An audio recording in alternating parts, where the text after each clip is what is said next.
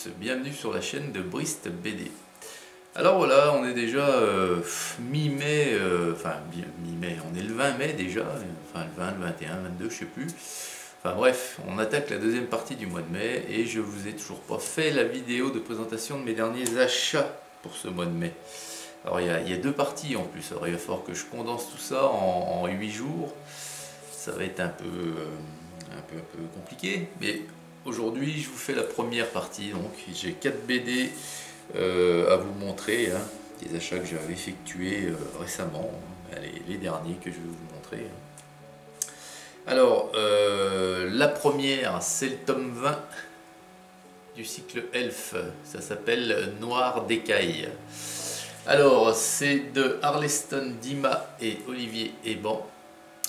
Ici on est sur donc les elfes noirs. On va nous parler dans ce tome, je l'ai lu bien entendu, on va nous parler de Gawain l'elfe noir, que j'ai également en figurine, que je vous avais montré dans la vidéo dédiée à ma collection de figurines. Alors ici on va nous parler donc de Gawain, qui est toujours en fuite, qui est pourchassé par ses congénères, les elfes noirs, hein, par des assassins envoyés par la citadelle de Slurs, hein, le repère des elfes noirs, hein, sur les terres d'Aran. Et bien Gawain il doit se planquer avec sa bien-aimée pour échapper justement à ces assassins. Je vous rappelle que les elfes noirs, ils sont spécialistes, hein, de l'assassinat. Ce sont vraiment des tueurs de sang-froid, hein, qui n'éprouvent aucune émotion, aucune pitié. Donc et une chance peut-être ici, c'est que Gawain s'en est un, donc il les connaît très bien. Voilà. Tome 20. J'arrive tout doucement jusqu'au numéro 35. Date du dernier sorti, enfin c'est le dernier numéro sorti actuellement pour les elfes.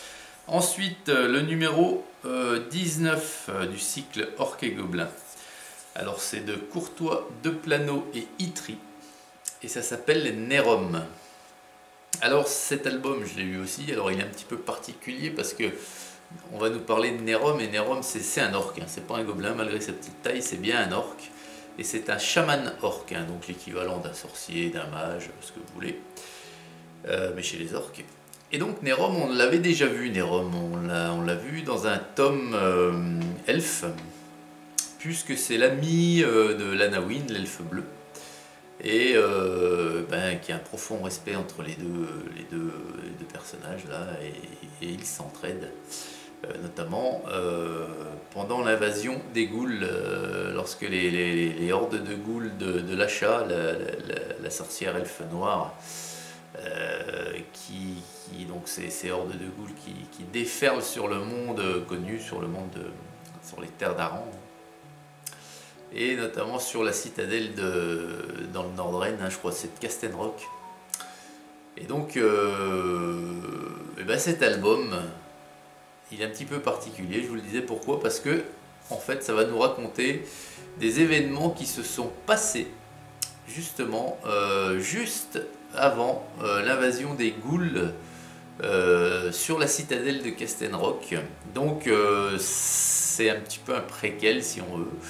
Et à ce moment-là, les ghouls, elles avaient un choix.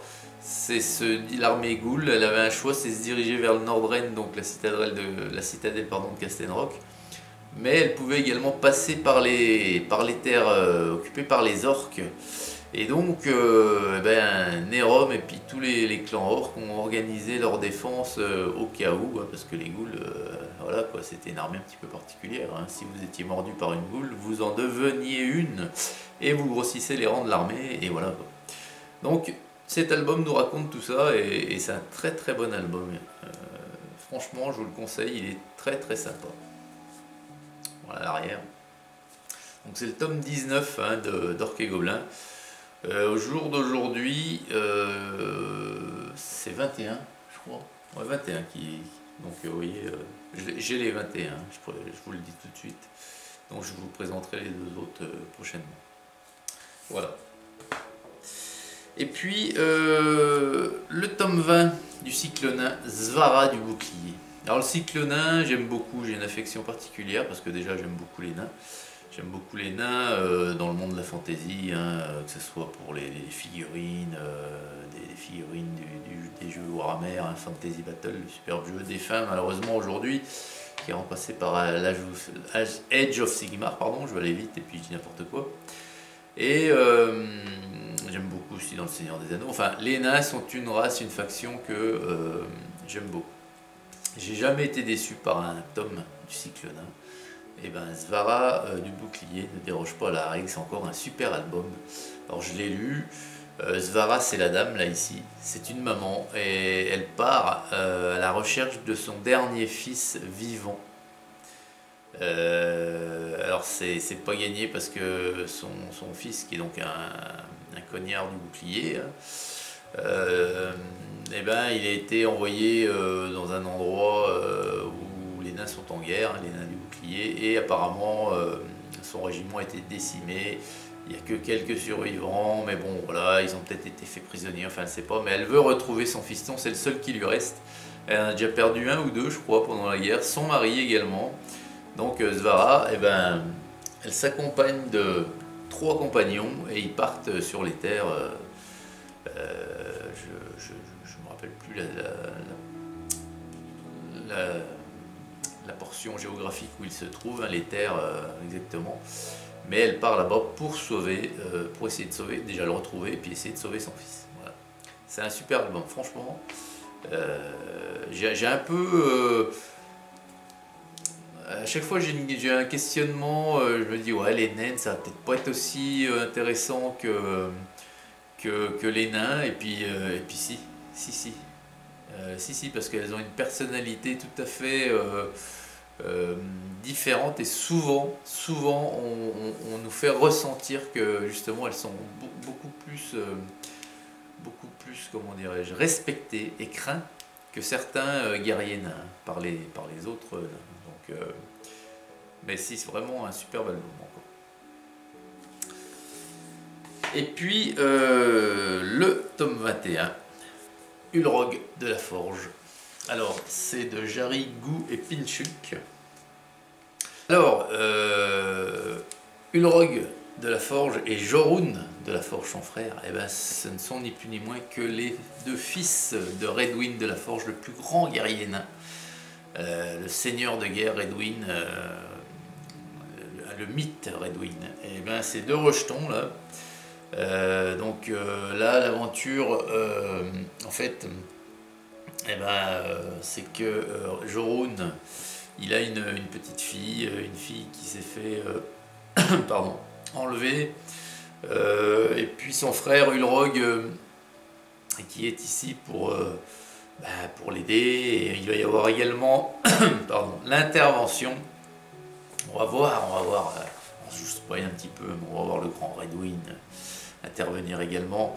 Donc c'est vraiment un album qui est super cool, et ça fait toujours plaisir de revoir des personnages mythiques quand même, et puis de les voir interagir dans différents albums et dans différentes histoires. Donc Ulrog de la Forge, c'est encore un très très bon album. Je me répète, hein, mais pour le moment, sur c'est 24 ou 25 je crois les nains. 25 je crois. Et ben c'est le 21e que je lis. Et ben c'est un sans faute, hein, pour le moment. Bon, il y en a sûrement moins, mais jamais je me suis dit en terminant un album, celui-là non il était pas, non, jamais. Voilà les amis, bon écoutez, j'espère que cette petite présentation vous aura plu, hein. Je vais tâcher d'essayer de faire vite pour la seconde partie, hein, de ce mois de mai. Et puis voilà, donc alors bientôt il va arriver quelques nouveautés, hein, notamment pour le mois de juin. Il est attendu Mage, le tome numéro 9, qui sera Beltoran, je crois qu'il s'appelle, du nom du mage. Prochainement, hein, très prochainement, il n'y a encore pas de date, mais il y aura le numéro 3 des Terres d'Ogon également. Voilà. Dans tout ce que sur le monde d'Aquilon, c'est à peu près tout ce qu'il va y avoir. Sûrement également une suite des Guerres d'Aran également. Voilà.